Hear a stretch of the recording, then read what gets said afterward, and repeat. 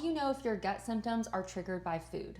And yes, that means sometimes food is not the problem. Now, the answer to this is not one size fits all because there's a lot that can go into your symptoms, and often your symptoms can present in the exact same way with different causes. But here are some common things I tend to see in my patients as a GI dietitian that shows me that food is likely something that we need to investigate more. The first is that symptoms are typically less persistent and less chronic than from other causes. So symptoms are a little bit more sporadic and possibly linked to meals. On that note, symptoms begin as you start eating in the day. So often patients are going to wake up in the morning, feel their best as soon as they wake up or when they have their bowel movement, but whenever they start eating meals, symptoms will get worse and worse with every meal and worsen at the end of the day. Now, when we're looking at food, there's a lot of causes of symptoms, one of them being that digestion just overall is not functioning well, and so no matter what you eat, you have symptoms.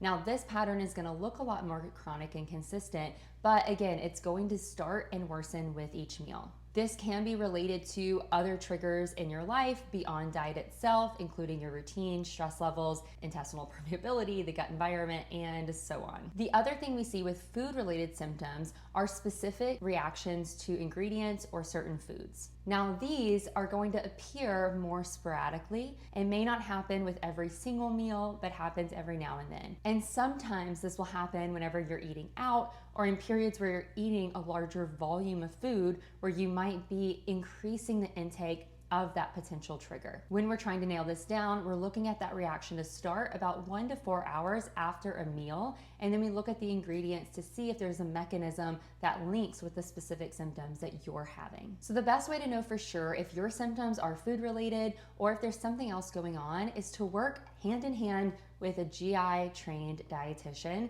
that can help look at what you're actually eating, look at the symptoms, and start putting those pieces together. This way you have a confident and clear path moving forward, if that includes elimination and reintroduction, adding in new habits into your life that'll support your gut health, or even looking into further testing or further assessment to see if there's another thing causing your symptoms that you need to address. And a big red flag that you might be focusing on food when it's not the problem, if you're constantly eliminating more and more and more and more foods, but you're still having symptoms, you might be on the wrong path.